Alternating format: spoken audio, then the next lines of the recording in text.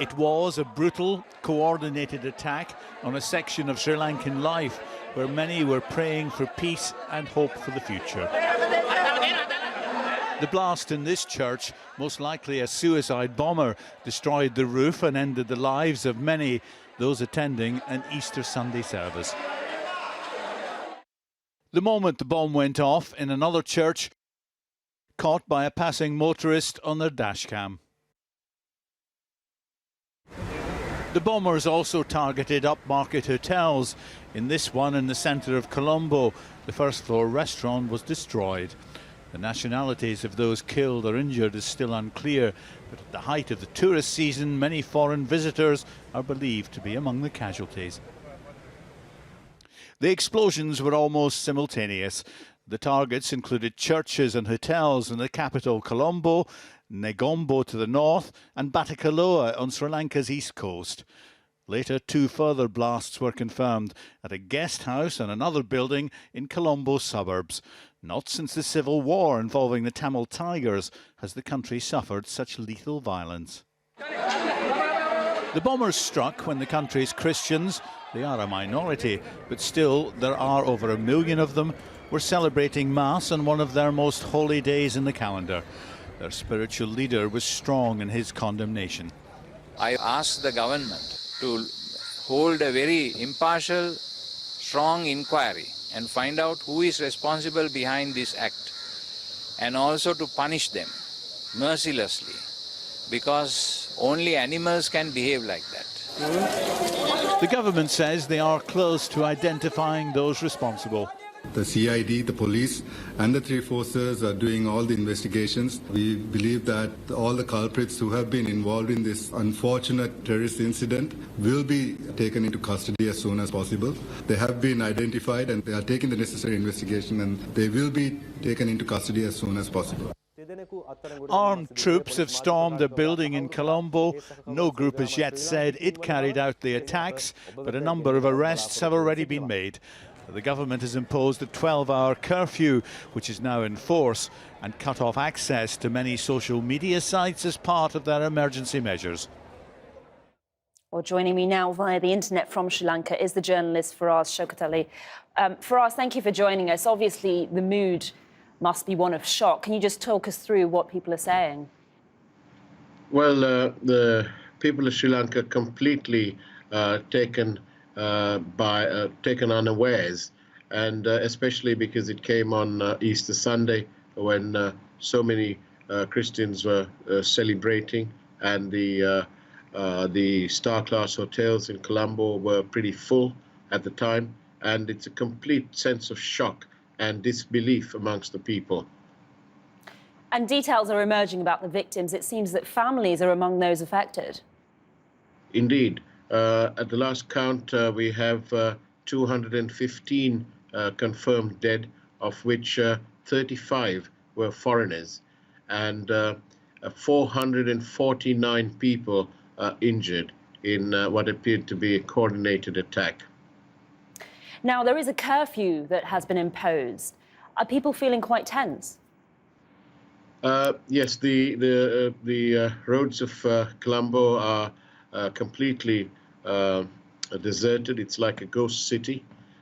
People are obviously taking note of the curfew, and very few cars, obviously with permission to move about. Essential services, journalists and so on are being allowed to move around and get home or get to the studio like we have done. But yes, it is a grim reminder of our past when we had a virtual civil war, which ended in 2009. Now, the Prime Minister today has said he fears that this could trigger instability in Sri Lanka. Is that the feeling among people you've spoken to? Well, there is that talk, because it's always something that people talk about that happens in the past when we had the civil war going on. And yes, people are discussing the possibilities, and that is why it was welcome news that the government were proactive and declared this curfew, which is applicable right now, and it's throughout the island, and it's not only confined to Colombo. Faraz Shokatali, thank you very much for joining us. Well, also joining me is Shangri-La Hogg from the Foreign Affairs think tank Chatham House. She's also chair of the trustees of the Sri Lanka Campaign for Peace and Justice. Shari, thank you for coming in. People are immediately wondering who is behind this attack. What do we know at this stage? I think it would be very unwise and problematic to speculate at this stage. What we know is that this attack is quite distinct and in terms of the coordinated manner in which it was carried out, and the specific sites which were targeted. So there was a religious site and there was a site which is one occupied by Western tourists and therefore a direct hit at the Sri Lankan economy.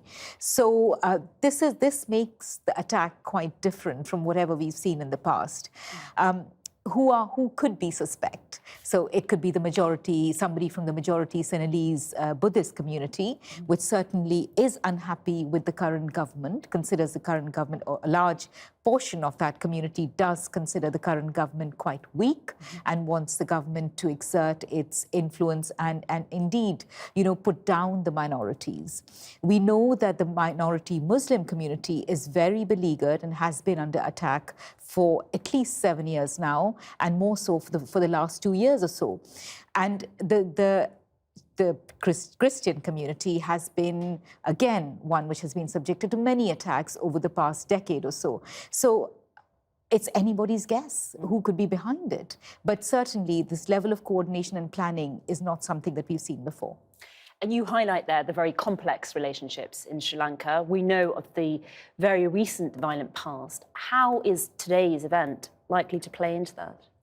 Well, I think there are many scenarios, and none of them look very attractive at this moment.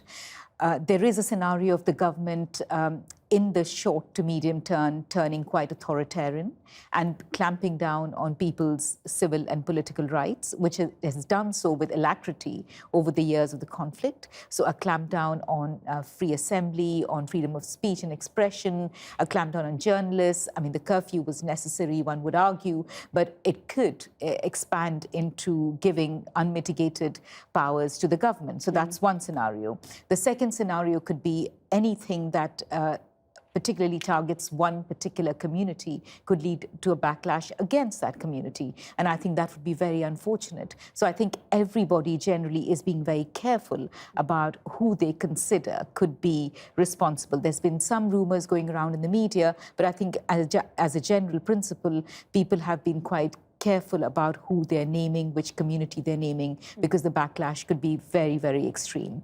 In the long term, of course, there is an implication about what it does to Sri Lankan society, which is already so fractured by its years of conflict. Well, you mentioned the rumours there. There is a history of disinformation in Sri Lanka, and there's currently a social media blackout going on. Talk to us about why that's important and how that might affect things.